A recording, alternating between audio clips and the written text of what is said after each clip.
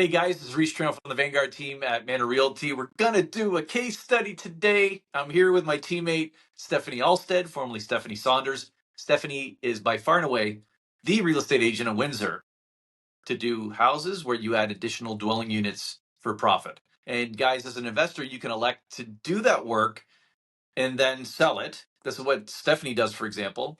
Or you can hold on to it long term and reap all the cash flow, right? Or you can just be the end user and reap all that cash flow. Some people just want to sell them. So, Stephanie, thank you for joining us.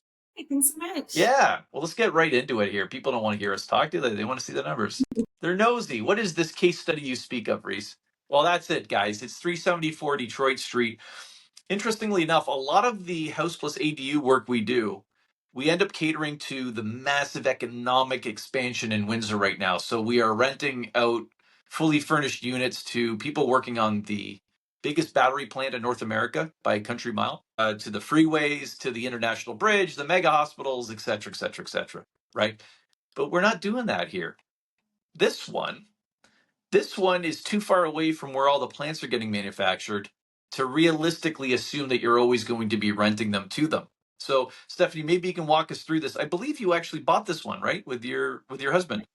So we do flip houses, and this is our current project that we're working on right now. I've spent many, many hours there the last, since we took possession of it on May 9th. We've been there almost every single night. I am there sweating and ripping wallpaper off. Oh my gosh, this has so much wallpaper to it.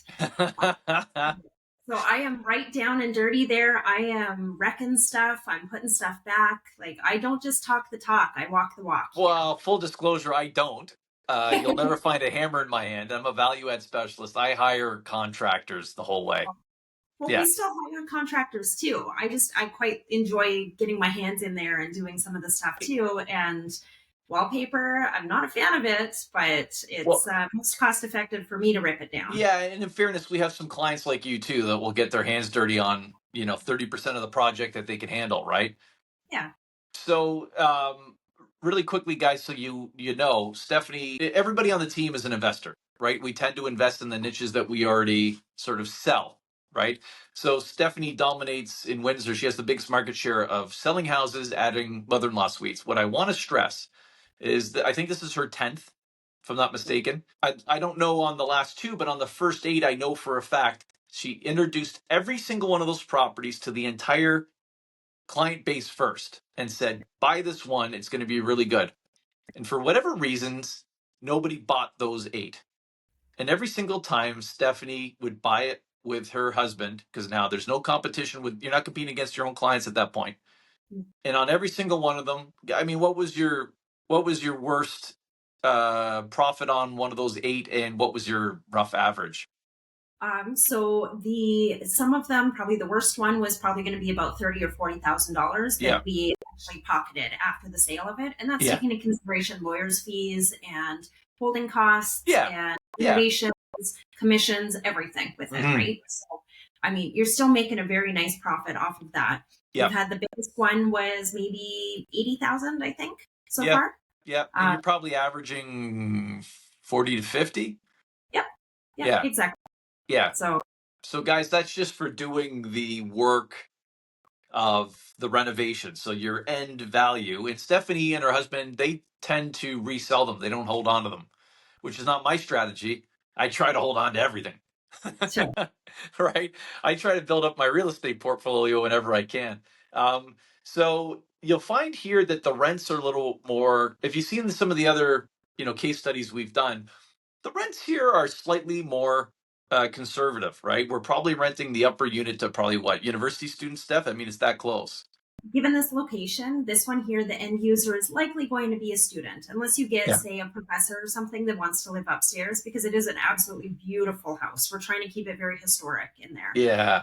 So, I mean, it's kind of got a different end user than a lot of the other ones that we were looking at, but I wanted to include this one to show that these type of situations and these type of properties and the cash flows don't just end with those executive furnished rentals. You can do them anywhere in the city. Yeah. I mean, let's get to it. I mean, your gross profit's 105, but I mean, you guys are putting a lot of your own sweat equity into that, right?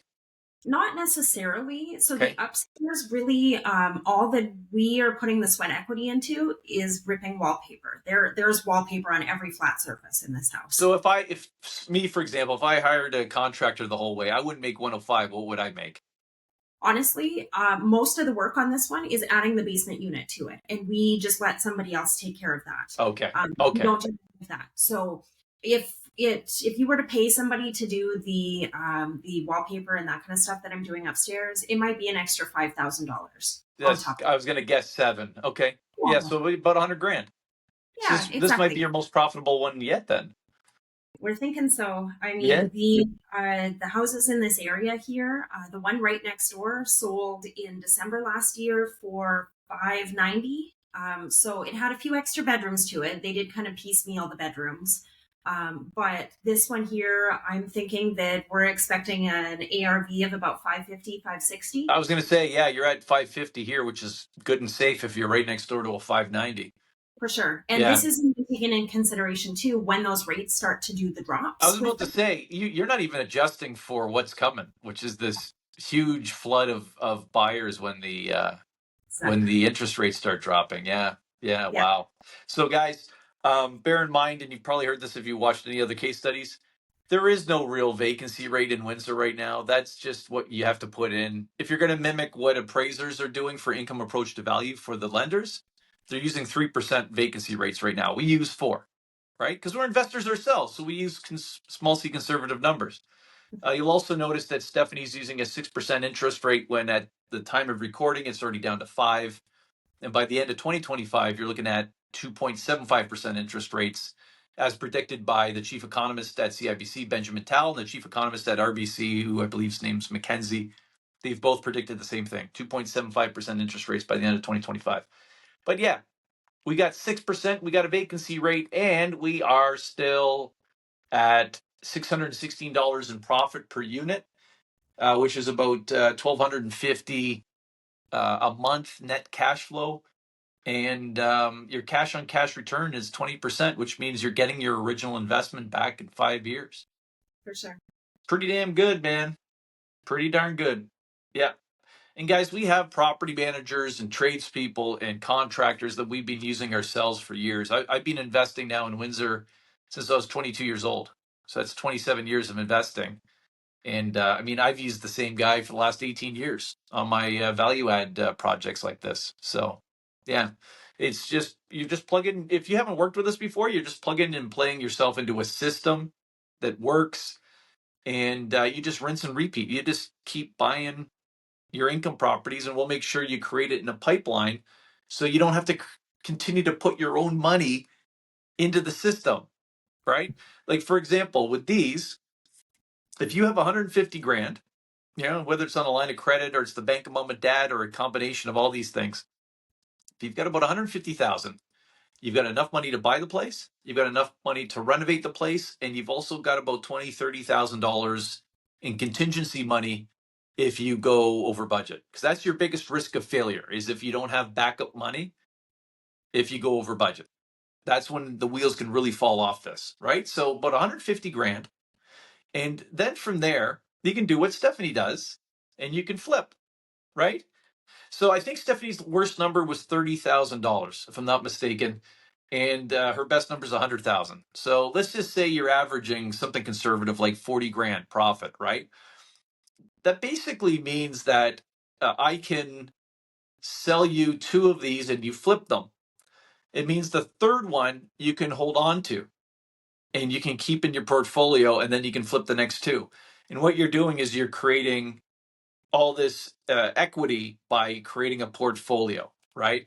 And if you can continue to do that, guys, it won't take you more than typically about 5 to 7 years to start generating real wealth with us. It takes about 5 to 7 if you're just steadily chipping away and you're not sprinting, right?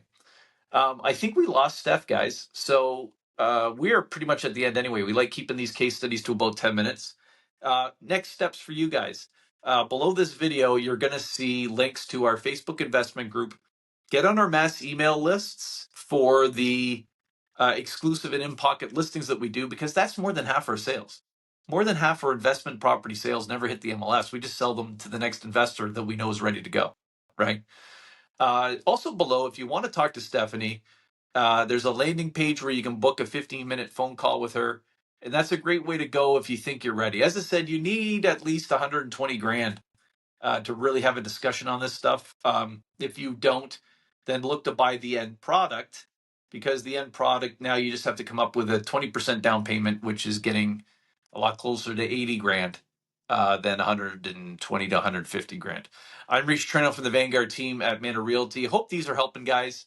Again, contact us from the information below and hook into our mass email lists and our Facebook investment group so you can start really getting immersed in what we're doing and hopefully profit accordingly. Until next time.